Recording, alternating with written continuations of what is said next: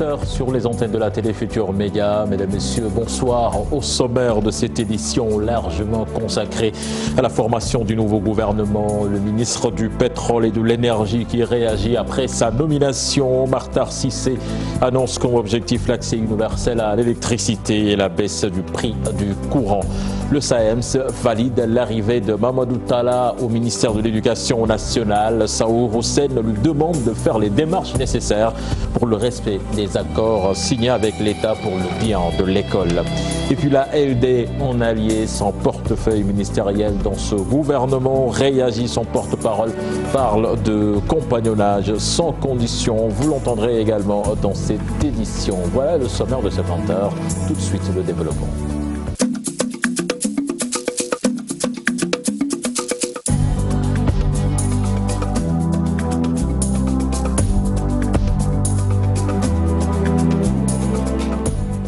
Bienvenue à toutes et à tous. Encore un drame sur la route de Kaffrine. 5 morts sur le coup en véhicule de transport. Cette place qui a heurté un camion stationné au bord de la route a fait 5 morts donc sur le coup, dont 2 professeurs. Le drame a eu lieu tôt ce matin à hauteur du village de Yamang, c'est dans le département de Koungheul. Le tout nouveau ministre du Pétrole et de l'Énergie a réagi suite à sa nomination. Makhtar Cissé dit rester dans le secteur. Son objectif, l'accès universel à l'électricité et la baisse du prix du courant. Le désormais ex-directeur général de la Sénélec faisait une tournée de revoir auprès des agents de la Société nationale d'électricité. Salif Sow, Asmalik Diop. Un directeur général de la Sénélec dans ses habits d'un tout nouveau ministre du Pétrole et des Énergies. Et là, il joue la carte de la prudence. J'attends de recevoir ma feuille de route pour pouvoir m'étendre plus sur la question. Pas un jour de bilan ou pour tracer de nouvelles perspectives. Je viens d'être nommé, c'est la première fois que je m'exprime. Et je voudrais donc remercier le président de la République pour cette marque renouvelée de confiance. Toutefois, les objectifs restent les mêmes, reconnaît-il en filigrane. L'accès universel à l'électricité et la baisse du coût du courant au cœur de sa feuille de route. Les objectifs restent les mêmes, mais la perspective elle est bonne. Là, déjà, transformer nos centrales pour les faire marcher au gaz amènera des gains de productivité importants à Sénélec et un coût final assez intéressant et un prix plus intéressant pour le consommateur. Mais ça, c'est une perspective sur 2-3 ans et on reste sur cet objectif. Sa tournée auprès des agents de la Sénélec était un moment chargé d'émotions. Cependant, ses ex-proches collaborateurs parlent de continuité. Je peux même vous dire que si par exemple vous prenez 100%, on a eu à réaliser avec lui, 80% de nos revendications a été réalisé. Ça, je peux vous le garantir. Le directeur général de la Sénélec s'en va et reste en même temps avec le sentiment d'une mission accomplie. Il est toujours dans le secteur de l'énergie. Salif Sow, le SAEMS approuve la nomination de Mamadou Talla au poste de ministre de l'Éducation nationale. Son secrétaire général Saour Hussein demande à leur ministre de tutelle de faire les démarches nécessaires pour le respect des accords signés avec l'État. Je vous propose de l'écouter. Il est interrogé par Cheikh Diop et Gervais Yao. Que le nouveau ministre n'était pas très loin du champ du ministère de l'Éducation pour la bonne et simple raison qu'il était déjà à l'enseignement technique et à la formation professionnelle, ministère où nous avons quand même nos camarades. Et donc, je crois qu'il est important qu'il se rappelle qu'il est dans un ministère qui a traversé beaucoup de difficultés, beaucoup de perturbations ces dernières années. Qu'est-ce qu'il doit faire pour réinstaller la confiance? Il doit le savoir. Il faudrait qu'il y ait un dialogue permanent, une concertation permanente avec les organisations syndicales. Et je dois le dire pour la vérité, ce n'est pas ce dialogue-là qui manquait, ce n'est pas cette concertation qui manquait entre les acteurs de l'éducation et le ministre sortant. Le problème, c'est l'application des décisions qui sont issues de ces rencontres-là. Et nous espérons que non seulement le ministre Mamadou Talla saura porter nos préoccupations auprès du gouvernement du Sénégal, mais mieux, il aura une écoute attentive et il instaurera le dialogue sincère avec les organisations. Un des nouveaux visages de ce gouvernement, il s'agit de Ndeye-Tické Ndiaye Diop, nommé ministre de l'économie numérique et des télécommunications, très connu à Thiès. Il est responsable politique dans la capitale Turaille, l'ancien directeur général de l'agence de l'économie maritime et responsable des femmes de Benno Bokk Yakaar à Thiès-Ouest. Son portrait avec Cheikh Anta Diop et Seyda Thier. Ndeye-Tické Ndiaye Diop, l'actuel ministre de l'économie numérique et des télécommunications et thiessoise, responsable politique de l'APR, elle a fait son meeting de rentrée politique le 29 mai 2016. Depuis lors, elle est restée très active dans les rangs de la coalition présidentielle à Thiès. D'ailleurs, lors des dernières élections présidentielles, elle occupait le poste de présidente des femmes de Benno Bokk Yakaar dans le comité électoral de Thiès-Ouest. Ndeye-Tické Ndiaye Diop, ministre de l'économie numérique et des télécommunications, a été secrétaire général du ministère de la Pêche et de l'économie maritime avant d'atterrir à l'Agence nationale de l'économie maritime. Auparavant, elle a travaillé aux Nations Unies dans le secteur de la pêche, de l'agriculture, de l'environnement, de la forêt et de l'élevage. Elle est ingénieure en télécommunications générale halieutique. Ndeye-Tické Ndiaye Diop, les Thiessois fondent beaucoup d'espoir sur sa nomination à la tête de ce département ministériel. Consolider les acquis et relever les défis des grands chantiers, des objectifs que s'est fixé le ministre des Sports reconduit Matar Ba, le nouveau ministre de l'Emploi, de la formation professionnelle et de l'artisanat, lui dit attendre sa lettre de mission. Il a salué le choix fait sur sa personne et compte se donner à fond. Reportage signé Alassane Ba et Amadou Ba. La décision, il l'a accueillie avec beaucoup d'humilité. Une nouvelle mission à la tête du département de l'emploi, de la formation professionnelle et de l'artisanat. La question, j'allais dire les questions d'emploi et de formation professionnelle constituent un pilier important. Le président l'a déjà annoncé depuis la campagne jusqu'à son discours d'investiture, de prestation de serment, j'allais dire, et même au discours du 3 avril. S'il a décidé donc de me choisir pour mener à bien ce travail, je pense que c'est parce qu'il a confiance d'abord en nous. Et nous tâcherons, autant que faire se peut, de mériter cette confiance. Pour nous, d'abord, en tant que Sénégalais, mais pour lui, en tant que président de la République, mais pour notre pays, le cher Sénégal. Le ministre des Sports reconduit Matar Ba compte poursuivre les grands chantiers, consolider les acquis. Vous savez, le chef de l'État, ce qu'il nous avait demandé en 2012, quand il a été élu président de la République, c'était d'abord, après diagnostic de l'état du sport sénégalais, il avait dit le premier palier, c'était de régler le problème d'infrastructures sportives. C'est pourquoi j'ai fait allusion à l'entame de mes propos au combat qui est en train d'être mené contre le manque criard d'infrastructures sportives. Et nous avons démarré. Il y a beaucoup d'acquis, mais nous allons faire mieux et plus vite pour que d'ici 2023, que le Sénégal soit prêt pour pouvoir accueillir toute compétition internationale. Dame Diop reste conscient du défi à relever. Il dit attendre sa lettre de mission. Une nouvelle page démarre pour la nouvelle équipe gouvernementale du président Sall. Des changements, des réformes, des orientations à suivre pour un Sénégal meilleur. Alassane Ba, le nouveau gouvernement compte 14 nouveaux ministres. Certains sont des universitaires alors que d'autres ont longtemps cheminé avec le chef de l'État. Présentation avec Mamadou Fall.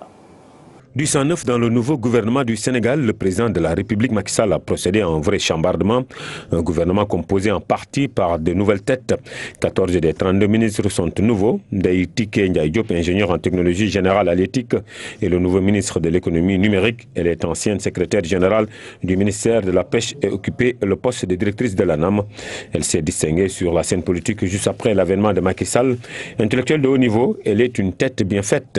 Une autre dame propulsée au devant de la scène par sa nomination est Néné Fatoumata Tall, une technicienne supérieure en tourisme devenue ministre de la Jeunesse, membre fondateur de l'APR et âgée de 37 ans. Elle est la première femme au Sénégal à occuper ce poste. Zahra Iyane Thiam, jusque-là conseillère du président de la République et coordonnatrice de la plateforme des femmes And Diego, s'est vue récompensée par son mentor. Elle est nommée ministre de la microfinance et de l'économie sociale. Une toute dernière nommée parmi les femmes est Mme Aminata Assom Diatta, une professionnelle du droit, devient ministre du Commerce et des PME. Elle a une maîtrise en droit des affaires et un diplôme d'études spécialisées en gestion de la politique économique. Jusque-là, directrice du commerce, elle occupe depuis hier le poste de ministre du Commerce.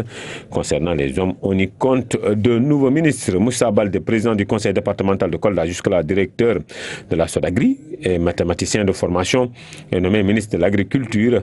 Abdou Karim Sall, fervent défenseur de la politique de son mentor et responsable politique en Mbao, directeur de l'ARTP, devient donc ministre de l'Environnement et du Développement durable. Amadou Hott, vice-président à la Banque africaine de développement BAD, chargé de l'énergie, de la croissance verte et du développement durable en Afrique, est nommé ministre de l'économie, du plan et de la coopération, né à Thiaroye.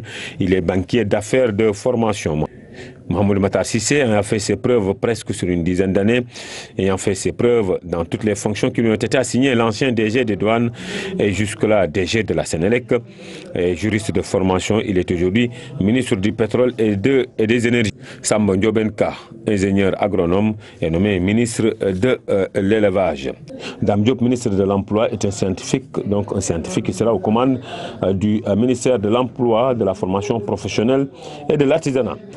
Abdou Karim Fofana, journaliste de profession, est nommé ministre de l'Urbanisme.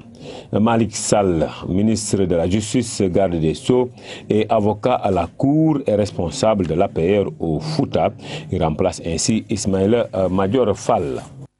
S'il y a une région qui a été bien servie dans la formation de ce nouveau gouvernement, c'est bien la région de Saint-Louis avec pas moins de 5 ministres. L'Axe Nord, en résumé, a tiré le gros lot. Ousseyni Diop. Dans ce nouveau gouvernement, dont la liste a été rendue publique ce dimanche, on note le départ de certains ministres originaires de la région Nord. Mary Teuw Niane est remplacée à son poste par Cheikh Omar Anne, alors que Khoudia Mbaye n'a pas été reconduite. Mais les régions administratives de Saint-Louis et Matam renforcent leur représentation. Avec l'arrivée d'Amadou Matar Cissé au ministère de l'Énergie et du Pétrole et les promotions de Abdoulaye Daouda Diallo et Mansour Faye qui occupent désormais de nouveaux postes ministériels. Dans la vieille ville, le limogeage du ministre Mary Teuw Niane est ressenti comme une onde de choc. La surprise, c'est le professeur Mary Teuw Niane qui n'est plus ministre de l'enseignement supérieur et de la recherche pour nous, Saint-Louis. Parce que Mary Teuw, quand même, ce n'était pas un ministre politique, mais c'était un technocrate. Féliciter le ministre Mary Teuw Niane, qui avait quand même déclenché une certaine dynamique dans ce secteur, qui a pu changer la carte universitaire, etc., malgré les difficultés. Mais nous le félicitons et souhaitons bonne chance au nouveau ministre. Donc moi je pense que là on peut dire que Saint-Louis est renforcé, Abdoulaye Daouda Diallo aussi. Donc l'axe nord quand même on peut dire quand même on est renforcé. Et si Matar Cissé s'occupe du ministère de l'énergie, déjà c'est quelque chose pour nous avec le pétrole quand même qui a été découvert surtout à Saint-Louis. À Matam, Maître Malik Sall, un enfant du terroir, est nommé ministre de la Justice, garde des Sceaux. Une nomination qui, pour certains, doit accélérer certains dossiers judiciaires, mais également corriger certains errements vécus ces dernières années. Il faut des décisions fortes pour corriger un certain nombre de choses et en même temps annoncer des ruptures sérieuses par rapport à la gestion de la justice. Les magistrats eux-mêmes sont en train de décrier un peu le fonctionnement de la justice et réclament davantage de l'autonomie et de l'indépendance. La région Nord est désormais mieux représentée dans le nouveau gouvernement avec de nouvelles arrivées et surtout la nomination de plusieurs de ses fils à des postes stratégiques. Ceux qui sont là, demain, ils ne le seront pas ici. Donc ce n'est pas une fonction d'éternité. C'est juste temporaire, mais il faut comprendre que c'est juste une opportunité. C'est un sacerdoce, c'est lourd. Et il faut un programme sérieux. Les régions de Saint-Louis et Matam comptent désormais 6 ministres au total. Mais le départ de Mary Teuw Niane fait débat dans la vieille ville. D'autres enseignements à tirer après la formation de ce nouveau gouvernement. La réduction tant annoncée n'est que de 10% et le nombre de femmes passe de 24 à 25%. Quelques éléments d'appréciation avec Thioro Barniaï. De 25 ministres en avril 2012, le gouvernement du Sénégal passe à 32 ministres accompagnés de 3 secrétaires d'État en avril 2019 lors du dernier remaniement. Une légère tendance à la hausse a été notée entre-temps. Le 29 avril 2012, le gouvernement passe à 30 ministres. En septembre 2013, le même nombre est maintenu. En juillet 2014, il passe à 32 ministres. En septembre 2017, le gouvernement est à 39 ministres. Ainsi, malgré l'annonce d'un resserrement ou recentrage, la réduction n'est que de 10%, soit 1/10, alors pas significative. La présence des femmes dans les différents gouvernements sous Macky Sall passe de 24 à 25%. Entre-temps, lors des précédents remaniements ou réaménagements, le taux est passé de 16 à 21%. Comme annoncé par le Premier ministre, une moyenne de 20%. Ainsi, le nombre de femmes reste à 8. Pas d'avancée significative. Dans l'ordre protocolaire, les femmes arrive loin derrière. La première, Mariama Sarr, ministre de la fonction publique, occupe la 8e place dans ce tout nouveau gouvernement. Une particularité est notée avec la suppression annoncée du poste de Premier ministre. Le record de longévité est cependant battu par Ali Ngouille Ndiaye, Omar Gueye, Serigne Mbaye Thiam, Aminata Mbengue Ndiaye, Abdoulaye Daouda Diallo, qui depuis 2012 sont dans le gouvernement.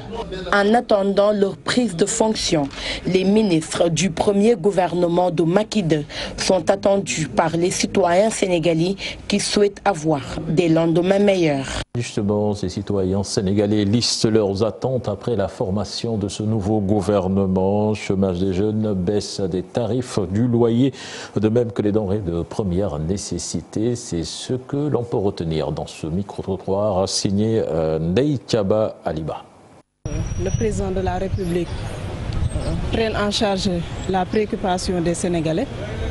Parce que quoi qu'on puisse dire au Sénégal, quand même les gens sont fatigués. C'est très difficile, c'est un peu compliqué quand même. La politique quand même, c'est quelque chose qui doit intéresser tout le monde en réalité. Puisque c'est l'art de gérer la cité. Chacun doit se sentir impliqué à la chose politique, n'est-ce pas? Ce pays est vraiment fatigué. Macky Sall doit penser à la jeunesse de ce pays. Parce qu'il est temps que les jeunes puissent trouver du travail. Il y a trop de chômeurs. Ministre de la jeunesse, c'est la première fois que nous sommes ministre de la jeunesse bu jigéen. Donc loolu tamit lu bees la ci gi gouvernement bi daal kontaan nañ lenn daal moo ñu ci xaw a lënc te it bëggoon nañ tamit président Macky Sall ñu ngi ko ci xaar bu baax. nan liggéey jot na nan liggéey. L'État doit sanctionner sévèrement. C'est une manière d'inciter au moins. Voilà, c'était le micro-trottoir de Thiaba Aliba. Formation toujours de ce nouveau gouvernement. La LD perd son unique poste de ministre. Son porte-parole Moussa Sarr soutient que leur compagnonnage avec le chef de l'État est sans condition. Abdoulaye Wilane, porte-parole du Parti socialiste présent dans le gouvernement, parle d'intérêt supérieur dans ce reportage signé Maïmouna Ndiaye et Gervais Yao. 32 ministres, 3 secrétaires d'État, un gouvernement resserré sans la Ligue démocratique. Moussa Sarr dit prendre acte. Ça ne pose pas de problème pour nous, militants de la Ligue démocratique. Je dois rappeler que c'est nous, en octobre, nous avons investi au cours de notre 8e congrès le candidat Macky Sall pour qu'il soit le candidat de la Ligue démocratique. Nous avons battu campagne, nous avons appelé les Sénégalais à voter massivement pour le candidat Macky Sall, ce que les Sénégalais ont fait le 24 février 2019. Il a gagné avec 58,26% et nous l'avions soutenu sans condition. C'est-à-dire qu'au moment où nous soutenions Macky Sall, nous n'avons pas négocié des postes de ministres, des postes de directeurs, des postes de PCA. Une part du gâteau presque inexistante au Parti socialiste. Leur porte-parole trouve les choix opérés souverains. Il n'est pas indiqué qu'il faille réclamer au président de la République tant de postes, tel poste. Je ne pense pas que ce soit de bon ton en République et en démocratie. Ce que je souhaite simplement, c'est que la coalition Benno Bokk Yakaar, la grande mouvance présidentielle, se renforce. 50% de l'effectif, dont 25% de femmes. Un représentant par région au Conseil des ministres. Ses alliés saluent par ailleurs ces nouveautés dans le gouvernement Macky II. Et puis l'éclatement du ministère de l'économie et des finances, une belle initiative selon le docteur Khadim Bamba Diagne. Pour l'économiste, cet éclatement ne peut être que bénéfique pour la politique économique du pays. Je vous propose d'écouter, il s'en explique au micro de Koumba Matelot. C'est quelque chose d'extrêmement pertinent parce que le ministère, le département de l'économie était noyé par la finance. On ne parlait que de la finance alors que la politique économique, c'est quelque chose, quand vous avez un programme comme le PSE, ce programme a besoin de projets. On a 27 projets et chaque projet est un ensemble d'activités interreliées qui obéit à un certain nombre de contraintes. Contraintes de coûts, contraintes de temps, contraintes de performance. Maintenant, si vous avez un ministre qui prend en charge cela, cela ne peut être que bénéfique sur la politique économique du pays. Et pour la première fois qu'on a ce ministère-là, pour moi, c'est une très bonne chose. La politique économique aura quelqu'un qui va en fait défendre sa position, essayer de voir maintenant sur les leviers, surtout sur les grandeurs macroéconomiques, quelles sont les grandeurs à instrumentaliser pour atteindre un certain nombre d'objectifs.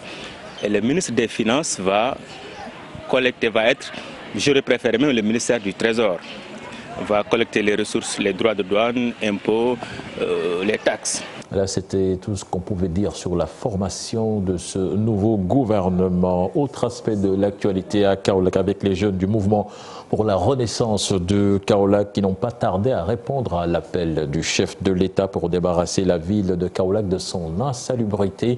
Ils étaient des dizaines à s'investir dans les rues pour des opérations de set-setal. Ibrahima Diamé.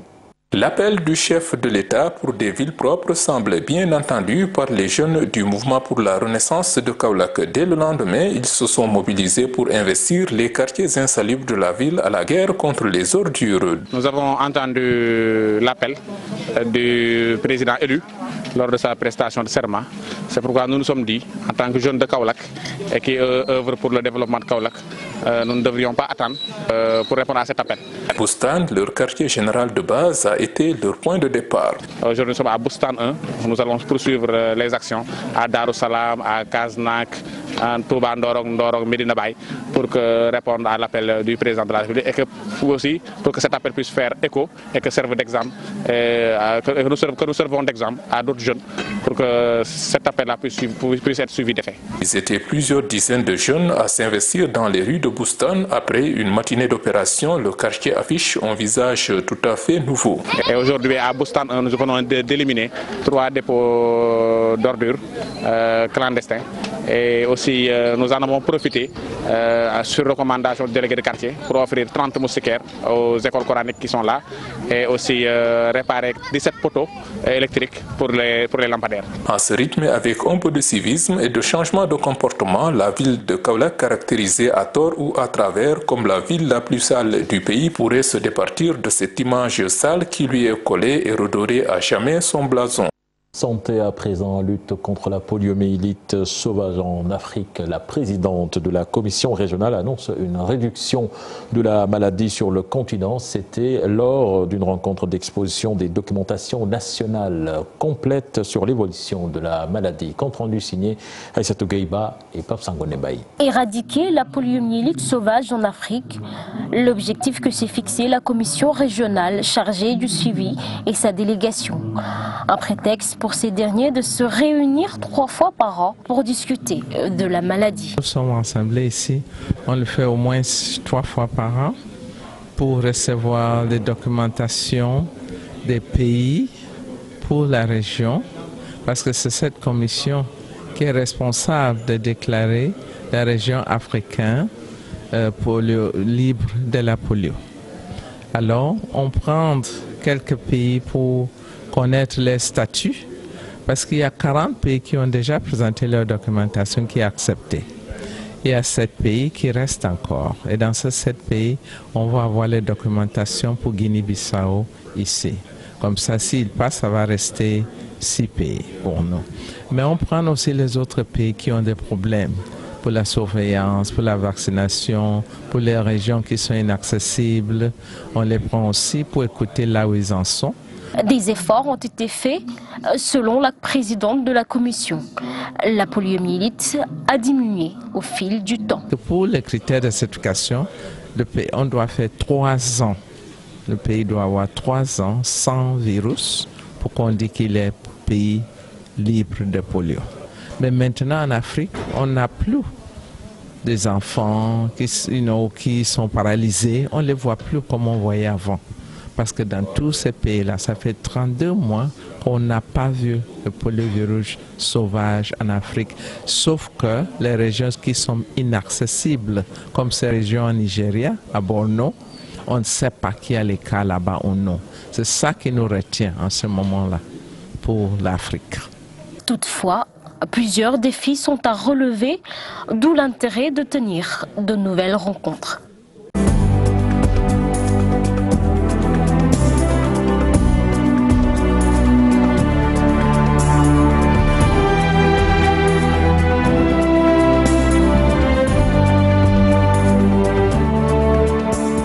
Basketball pour démarrer avec les rapports d'activité financiers de l'année écoulée de la Fédération sénégalaise de la discipline qui ont été adoptés lors de l'Assemblée générale d'information. Selon le président de l'instance dirigeante, Maître Babacar Ndiaye, annonce également qu'il va convoquer un comité directeur incessamment pour voir l'opportunité ou non d'organiser dans 3 mois une Assemblée générale élective. Je vous propose de l'écouter au micro d'Armadouba.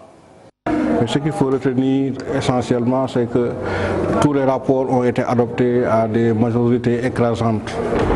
Parce que le rapport d'activité a été adopté, il y a eu 3 voix contre. C'est la même chose également pour le rapport financier. Ça veut dire qu'aujourd'hui, la famille du basket a décidé de soutenir la fédération dans le travail qu'il a accompli durant la saison écoulée. Et c'est important. Maintenant, je félicite tout le monde, je remercie toute la famille du basket d'être venue présent pour cette journée importante pour le développement, pour la suite de notre basket, parce que nous sommes à presque 3 mois de la tenue de l'Assemblée générale élective. Donc il était tout à fait normal qu'on se retrouve. J'en appelle toujours à la sérénité, parce que les élections vont passer et nous allons rester ensemble, continuer à avoir des relations. C'est pourquoi, même si au départ il y a eu de la passion, à la fin les choses se sont calmées et les travaux se sont déroulés normalement. Il est ressorti maintenant des débats de l'Assemblée générale, parce que c'est le comité directeur qui est compétent pour convoquer une Assemblée générale extraordinaire pour statuer sur les textes. Le comité directeur par 2/3 des membres composant le comité directeur.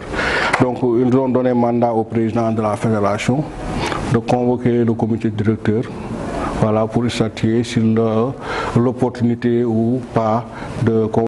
Et puis, près de 400 taekwondistes ont été réunis sur le tatami du stadium Marius Ndiaye de Dakar. C'était à l'occasion de la 24e édition de la Coupe de l'ambassadeur de la République de la Corée du Sud au Sénégal. Une compétition importante pour la coopération entre les 2 nations. Suivant les explications du président de la Fédération sénégalaise de taekwondo Balayé et de l'ambassadeur de la Corée du Sud. Elle a toujours été la compétition la plus attendue inscrite dans le calendrier fédéral du fait de son ampleur, de l'encouragement qu'elle suscite auprès des athlètes de haut niveau, très relevé des combats et surtout de la valeur des récompenses remises aux médaillés. Cette coupe qui reste une fête de la famille du taekwondo regroupe 400 athlètes venant de toutes les régions du Sénégal. Cette compétition est la matérialisation de l'esprit de renouveau qui anime chacun de nous et à l'aspiration légitime à l'excellence. Au nom de toute la famille du taekwondo sénégalais. Et le taekwondo en particulier est un très bon moyen de rapprochement entre nos 2 peuples. La popularité croissante du taekwondo au Sénégal va permettre de renforcer les liens d'amitié et de coopération entre 2 pays. Mesdames et messieurs, chers pratiquants de taekwondo, je profite de cette occasion pour féliciter tous les pratiquants qui ont participé à ce tournoi. Je tiens à leur exprimer toute mon estime, car le taekwondo est un art très exigeant, nécessitant un entraînement intense et une grande préparation mentale. Vous l'avez vu dans les images, notre consoeur Marianne Siva Diop a été décorée à titre posthume. C'était le dernier élément de ce journal. Prochain rendez-vous pour l'information, ce sera à 0h avec le tout en images. Je vous donne rendez-vous après votre série du lundi pour votre émission Sport à la Une. Excellente suite des programmes en compagnie de la Télé Futur Média. Au revoir.